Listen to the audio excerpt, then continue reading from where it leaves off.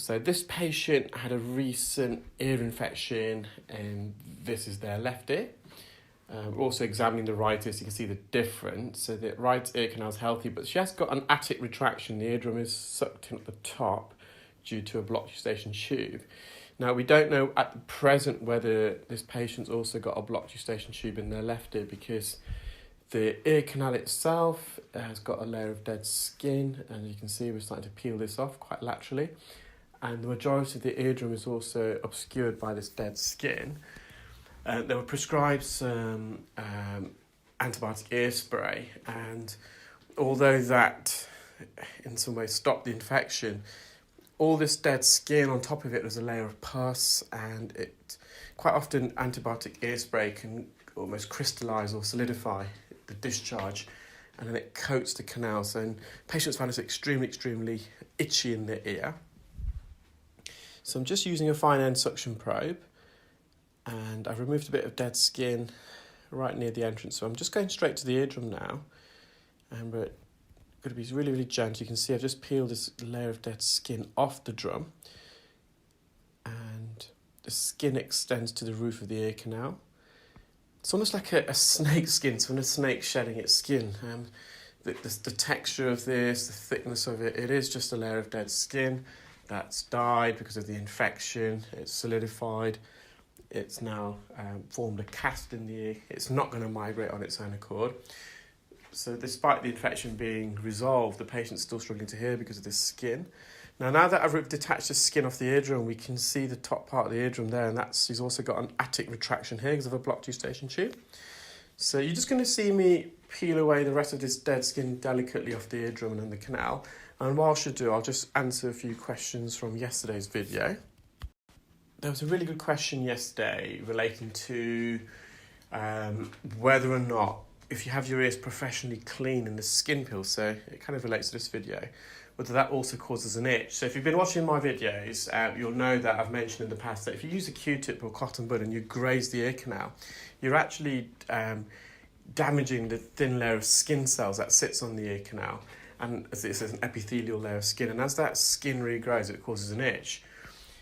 So yes, quite often when we're in the ear, as we are now, we're peeling away skin. But with a Q-tip, people are generally more abrasive and they completely damage that layer of skin. When we're doing it professionally, or depending upon who you see, of course, you can see that we're not cutting into the skin at all, and we're just more or less peeling away. So we're being gentle. So this skin is already dead, this layer of skin, so we're just detaching it. We're not grazing the undercoat of the skin. In fact, as you probably, if you're an avid viewer of my channel, you know that I'm really careful and gentle in the ear. I really want to avoid any trauma, any bruising, any cuts. So whenever I'm peeling away skin, it's always a dead layer that's resting on the canal. But that was a really good question. The next question was whether I'm friends or do I know other UK audiologists that are on YouTube, i.e. Reese Barber, Connor. Yes, so Reese, I've trained both Reese and Connor. They both use the iClear scale. I think Reese was many years ago now, and Connor more recently. Someone wanted to know why I didn't use this, I'm not sure of the device they're referring to, a blue rubber plunger for the last video, which wraps around the wax, because it would have been uncomfortable for the patient, I think, and it's going to graze the canal wall, cause bruising, so that's probably why. Someone else commented that they said the suction wasn't very good in the last video because it took a long time to suction the oil. So I'm not sure how to respond. I've got the very best suction unit. It's a company called Eschmann, who are the Rolls Royce of suction units. I'm using a standard Zollner suction probe, which is what we use for the ear. There's many different types of suction probes, a lot bigger, thicker ones, which have too much suction, too noisy for the patient, could suck the eardrum away. Oil, of course, is a lot more viscous, it's a lot thicker. I'm actually tilting the patient's head to the side as well, so when I'm suctioning, I'm going against gravity, and we're being very gentle as we're suctioning the oil. I'm not just going to go in someone's ear and go gung-ho. No, the suction was adequate in my last video, I can confirm. Someone wanted to know whether there's a special clinical chair for audiologists. I use a surgical chair, so it's like a hydraulic stool that can go up and down. There's also an attachment where you can rest your torso against it if you're leaning over. I don't actually use that part, I've detached that part. Yeah, I've just got a normal surgical clinical chair that I use by ENT and audiologist.